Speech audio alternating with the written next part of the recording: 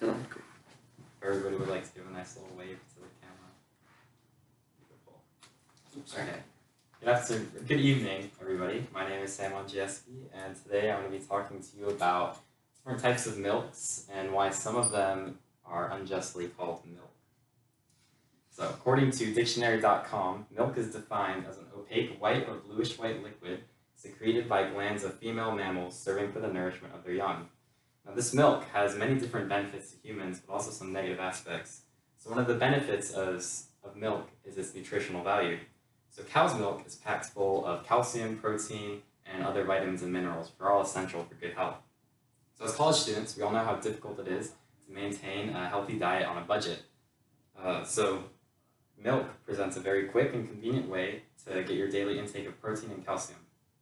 Now, unfortunately, along with these vitamins and minerals, cow's milk also has natural sugars and carbohydrates. While these are healthy for you in moderation, roughly 65% of the human population has either a reduced or no ability to digest the natural sugar in milk, which is called lactose. Because of this, many companies have started introducing alternative milk substitutes made out of different nuts and plants. These nut and plant substitutes obviously do not follow the dictionary definition of milk, but they're still considered milk. I'm here today to convince you why they shouldn't be strictly regulated and not be allowed to be called milk. So I'm going to be talking about the process in which all these different types of milk are made and how they're misclassified, the different health benefits and nutritional breakdowns of these types of milk, and why the misclassification of these products is a problem and some possible solutions for it. So let's start about talking about how these different types of milks are made. So there are many different options if you're choosing to buy some milk. So the varieties of milk I'm going to be talking about are broken down into 3 different categories. So you have your real milks, which comes from cows. So you have whole milk, 2% milk, reduced fat, skim, and lactose-free milk. And then plant-based milks, I'm going to be talking about almond milk, soy milk, and coconut milk. And then an artificial milk called muscle milk. So starting with the differences in the types of real milks and how they're produced. So after the cow is milked, the substance then goes through a process. And according to Marina Komorowski, during this process, different parts of the milk separate from each other. The liquid settles to the bottom, and then the cream, which is a heavier foam, floats to the top. So the fat content of the milk is all contained in this cream that floats to the top. So this foam is then skimmed off the top, and the different types of milk are determined by how much of this cream is added back in. So whole milk contains all of the cream back in, and it comes out to a fat content of about 3.25% by weight. And then 2% gets about 2% of that fat added back in. Reduced fat has about 1% fat. Skim milk has 0% fat. So now, lactose-free milk, according to Molly Herford, lactose-free milk isn't made by removing the lactose. Instead, it's actually made by adding an enzyme called lactase, and this enzyme breaks down the lactose into more easily digested sugars that the body can handle. So those are all the milks that are considered real by the dictionary definition. So now getting into some of the milks that are considered fake by this definition, the plant milks. So according to Atlee Arneson of Medical News Today, almond milk is made by blending almonds with water and then straining the mixture to remove the solids. Not at all the definition of milk.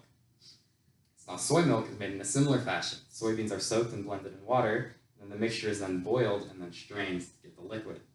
Coconut milk is slightly different, so it's made by shaving the flesh off of the coconut, which is the white part, and soaking it in hot water. So then a cream then forms, and that's skimmed off the top, and the resultant liquid is then filtered through cheesecloth, and then that is coconut milk.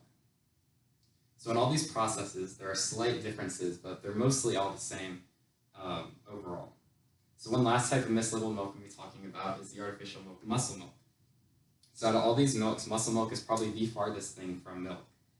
According to Colleen Alexander from Boston University, muscle milk is considered a dietary supplement by the FDA. It isn't even considered milk. It is advertised as not containing any milk, so it's not classified as a milk. Protein is just one of the few ingredients in a very long list of vitamins, minerals, and supplements that create the cocktail that is known as muscle milk. So it's this combination that causes it to be classified as a dietary supplement instead of a milk, and it should not be allowed to be called a milk by the FDA because it's not anything like milk. So all these products are not only different in the processes that they're made, but also in their nutritional value.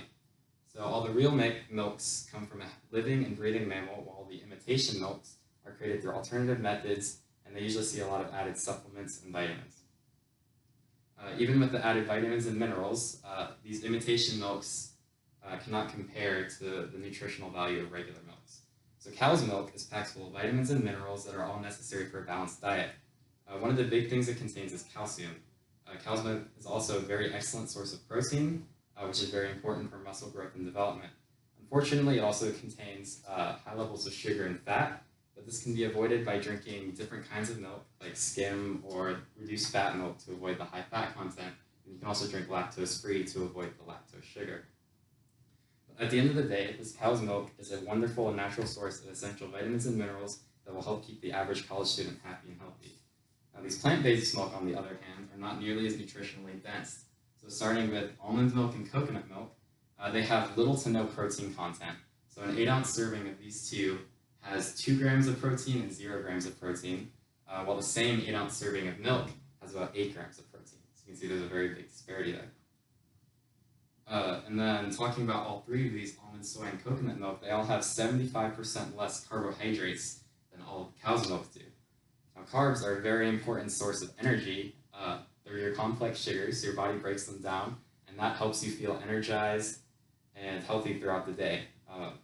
So they're a very important part of anyone's diet, but especially the college student, because as many of us are, we're sleep deprived, so carbs help you feel more energized and awake throughout the day. You just don't get that from these plant-based milks. So all the different milks have varying nutritional breakdowns, so unless you're an athlete or a bodybuilder who's closely monitoring your macronutrient breakdowns, then cow's milk has everything that you need to stay happy and healthy throughout the day.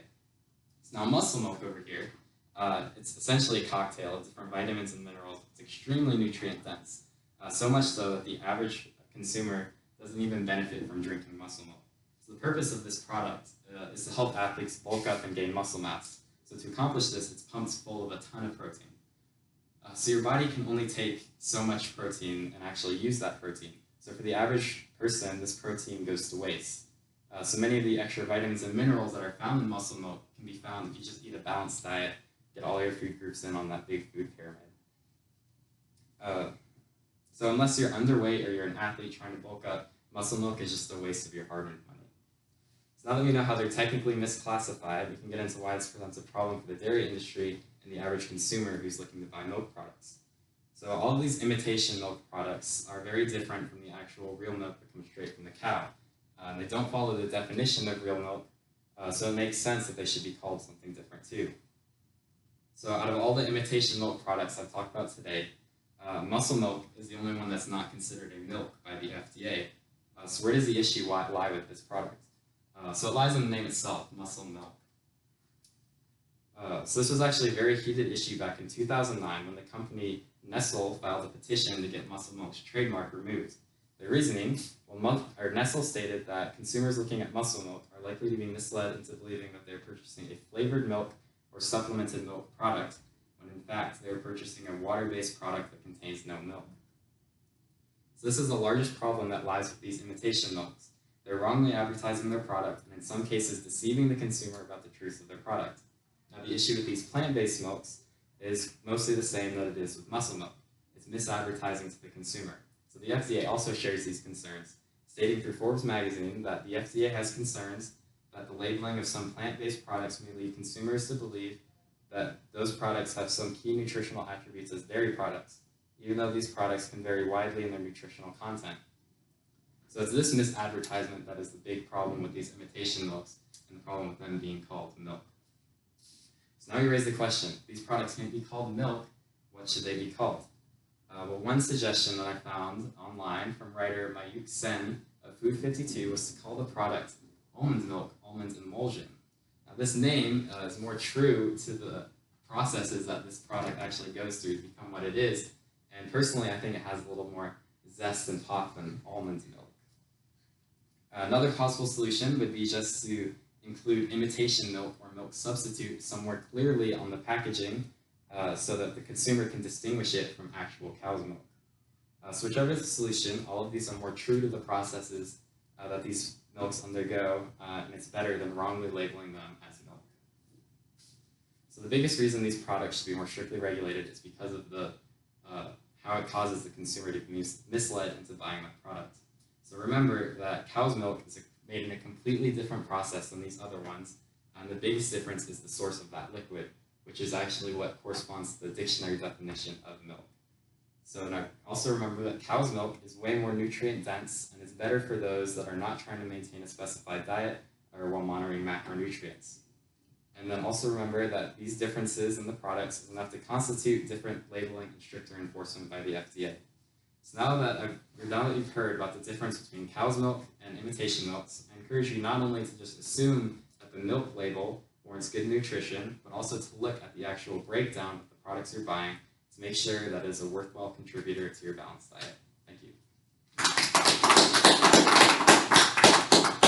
That was a good first take. Thank you.